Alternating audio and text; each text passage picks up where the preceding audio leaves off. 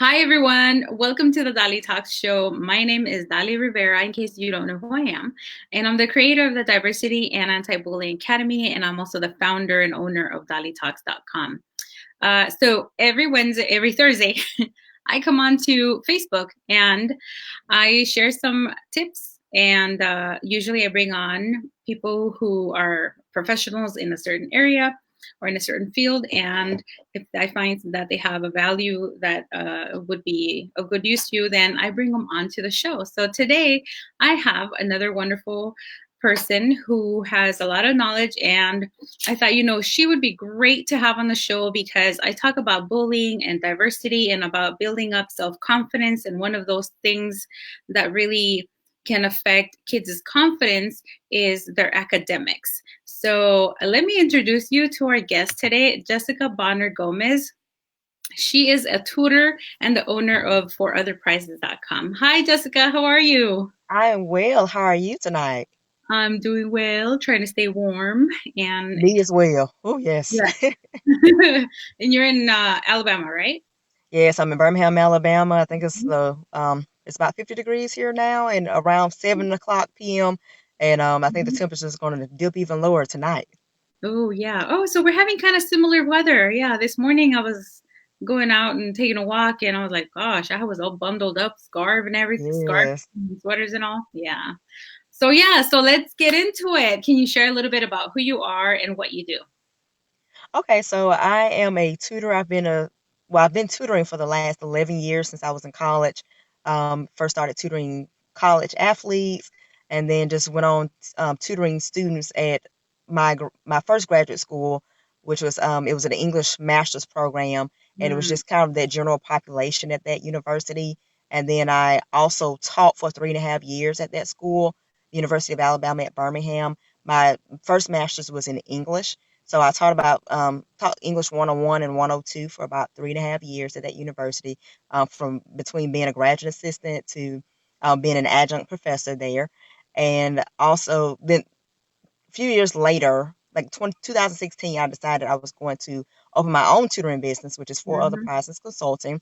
So about 3.5 years now, I've been running that, where I specialize in math, reading, writing, English, and as well as standardized test prep such as ACT, SAT, GRE, GED, and ASVAB. So I just recently graduated just last week with my second master's in speech language pathology because I saw a new opportunity out in the job market, and I thought, oh, this would be great. And I actually love what speech pathology consists of. So I thought I'd go for that degree. So I'm very happy to be done with that and be able to into the next year to not only continue tutoring but to as well advance and go forward in the speech pathology field. Yeah. Ooh, I love it. Very, very well educated. Oh my gosh, you have discipline because to go to for a second master's, I can't imagine. 'Cause I went through one. I was like, oh my gosh, that was enough. Oh yeah, the first one Yeah. I felt like I should have learned from the first one, but then years later I said, oh, I think this could be better for me, more profitable, and oh my goodness, I that was even harder than the first master's degree. So now Yeah. I'm like, no more school for me. I'm done Mhm. completely. Yeah. Well, that's actually, I mean, yeah, it was a lot of work, but that actually makes you a perfect tutor for an array of kids. So you tutor kids from K through Pretty much K. adulthood. I even have like yeah, mainly K through college students, but I even have returning students. For instance, those I would say 40 plus that returning to college and just kind of getting their feet wet again. So I tutor them as well. That's awesome. So you're very well rounded with not just the subjects, but with the type of people. So you have work with a diverse amount of group of people. I love that.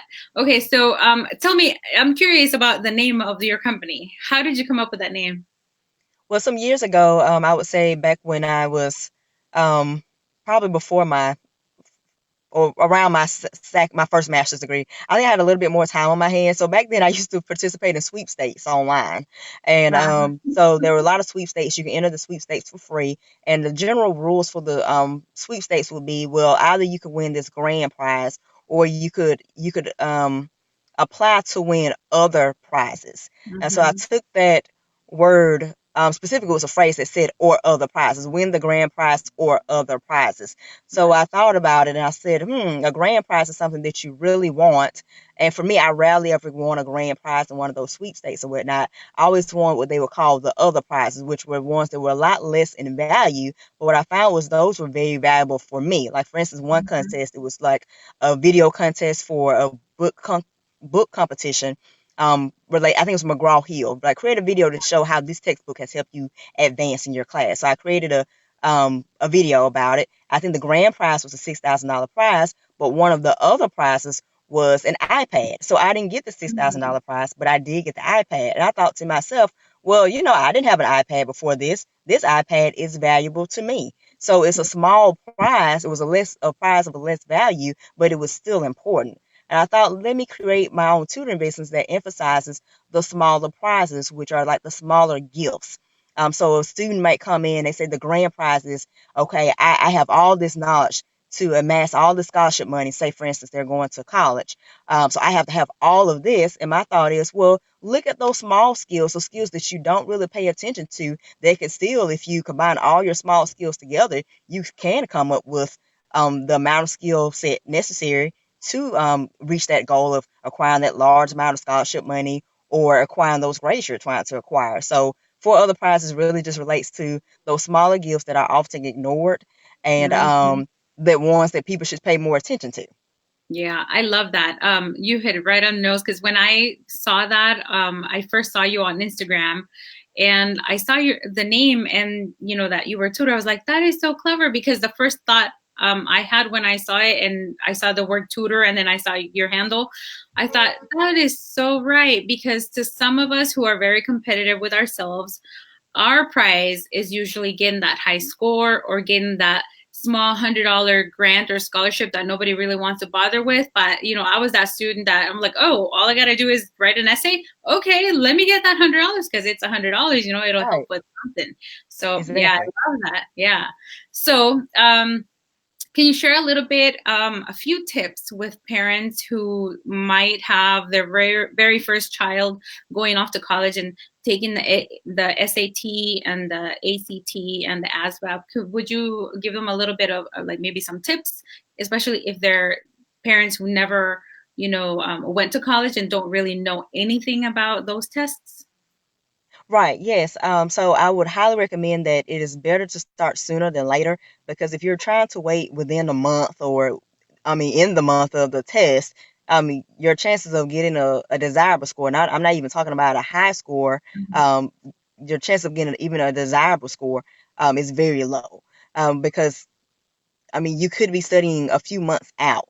So start getting acclimated with the test. And it's actually a really good idea to start getting acclimated with the test a few months ahead of time because there may be some concepts that when you look at it for the first time, it may seem foreign to you. So that'd be a perfect time for you to look at what your weaknesses are, try to find resources for such as a tutor, or if you have teachers who can help you, or say you have like free tutoring at your local library. Try to take that time out to locate those resources so you can get more acclimated to those particular areas where you find your greatest weaknesses. You give yourself more of an advantage when you take the time earlier than later to um, to practice and prepare yourself for the test. Mhm. So definitely do that. Also look into testing requirements because you don't want to have yourself be late with signing up for tests because there are late fees associated with signing up for tests pretty late. Oh. So again, Mhm. the earlier you look into test dates, test registration deadlines, the better Mhm. off you are. Also, like for instance, for the ASVAB, I know there are different military branches that you can go into. There's always a specific score associated with each military branch. Be very cautious and be just look into that. Be very thorough with your search when you're considering the score that you need on the ASVAB to get into the military branch that you'd like to get into, or that the student would like to get into. So just make sure to push that student to dig deeper and Mhm. to start early rather than Yeah. later. So you mentioned a satisfactory, I can't remember what word to use, a satisfactory score, and not Yes. just a great score. So what is the difference? Can you explain to a parent who has no idea, like they see a number and they're like, well, what does that mean? So what is a good score and what is an excellent score? Well, and a lot of times I go off because I know every test has its own like standard. Like for instance, this is average, this is considered below average, this is considered Mhm. above average. So when I'm looking at the test requirements, I'm always wanting to know first off like what is the average score. I would consider that not the best score, but it's at least a decent score. An average score is so much better than say a below average score, which makes Mhm. you a lot less competitive. So again, it really depends on the test. Like for instance, I know the ACT, an average score on the ACT is a 21. So, but Mhm. if you make anything higher than a 21, slightly above average, you have, let's say for instance, 23, 24, 25, they can think that's considered slightly above average. If you're in the high 20s, you're higher, you're obviously a lot higher, a much more desirable score. And if you're at the anywhere from 30 to 36, because 36 is your max, then you're doing very well. Oh, okay. Mhm. So what is the ACT used for versus the SAT?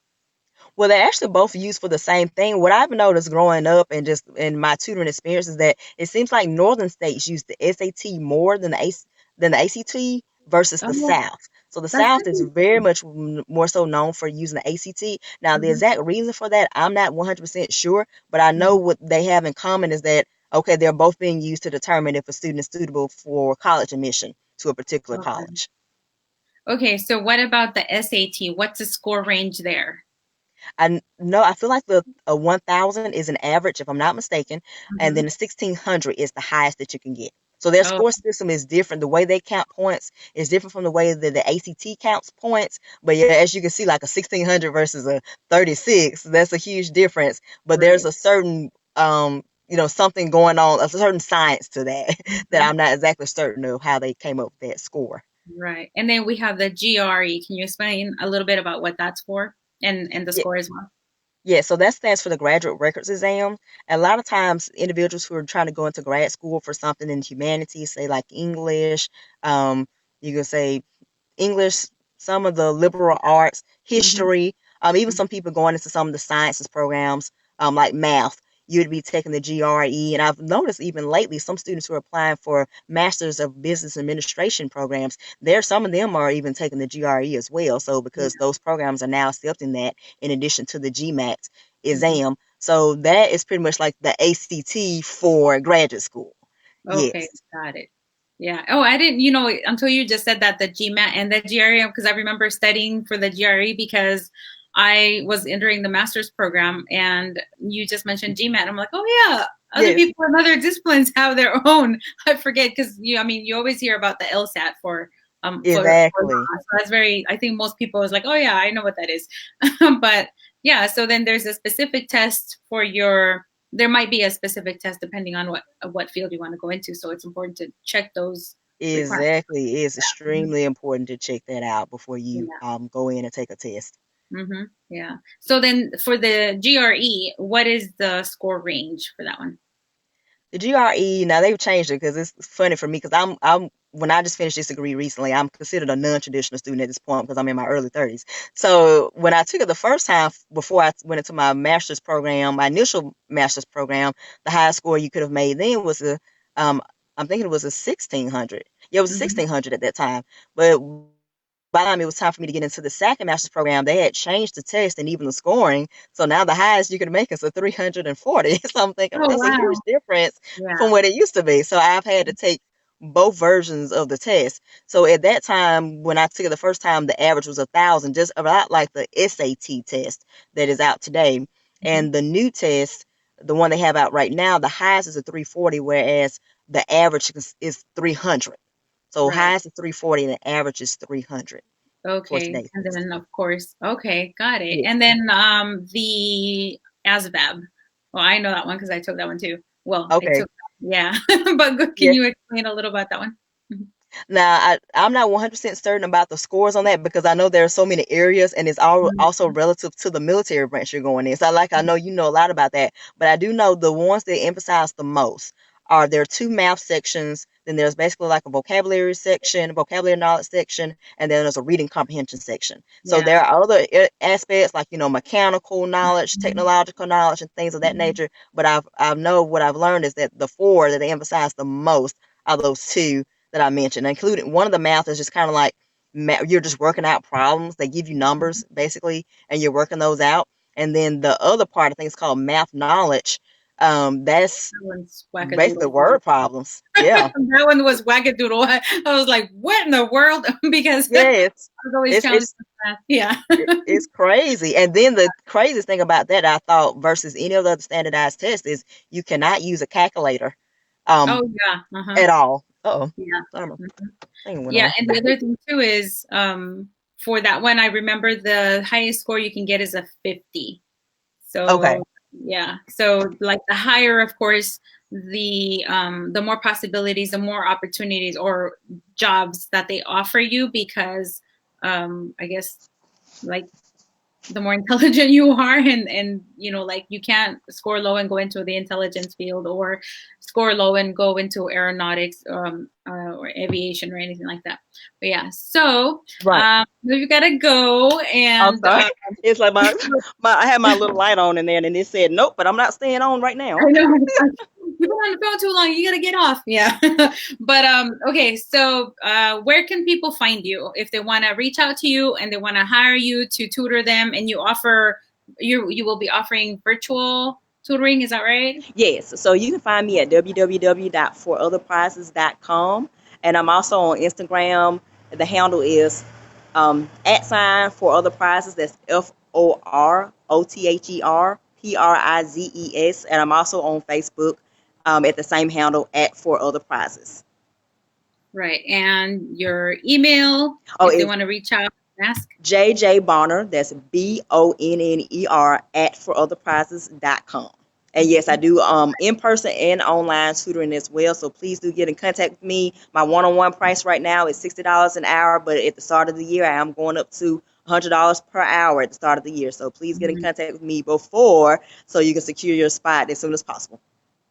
Yeah, definitely. And lastly, before you go, I want to just mention that you wrote a wonderful short blog post for DaliTalks. So thank you for that. But it's called Using Music to Help Improve Reading Performance. So if you're watching, if you have little ones or even older kids, and if you know they don't love reading or if they're just having a hard time, I love that you gave this example on how to pretty much use the lyrics of songs to deconstruct it and build up your vocabulary and also create that love for reading.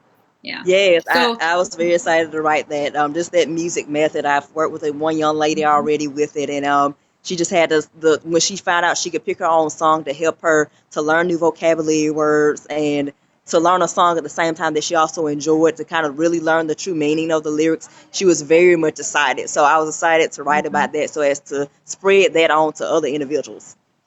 yeah, that's a really creative way to do it, and I really love it. I'm gonna keep practicing that with my younger child because you know as they get older, and they get devices, they get a little lost in the cyber world, and yeah, so that's a good way to reel them back into reading. So thank you so much. I really appreciate You're your welcome. time, and everybody.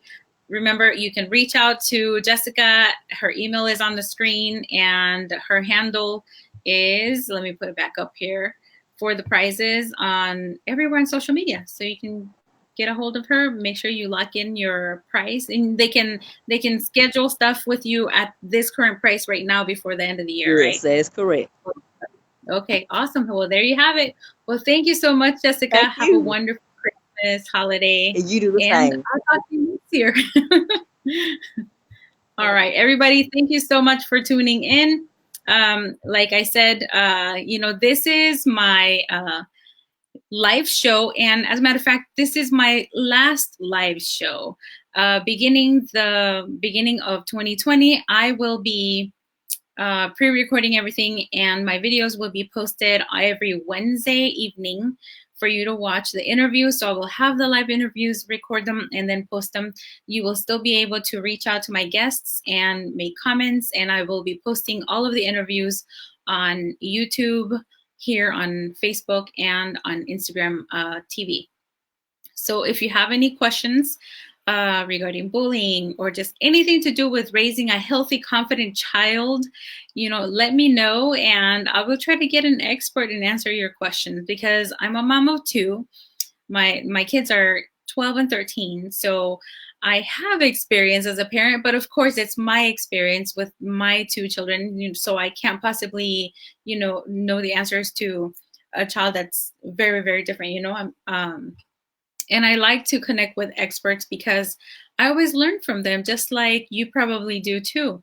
So I hope that you're having a wonderful holiday season. I know that it's crazy right now. People are running out and shopping every evening for Christmas gifts for their loved ones.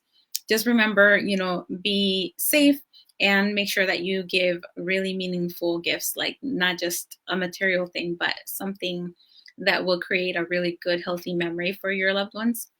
And with that, I say good night, and I'll see you next week. I'll be popping in very, very briefly, probably on Christmas Day or Christmas Eve, just to say hello. But yeah, this is the last DaliTalks live show.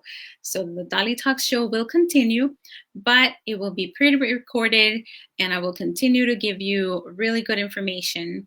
And I'm always reachable online. All right. Thanks so much for watching, and have a good one.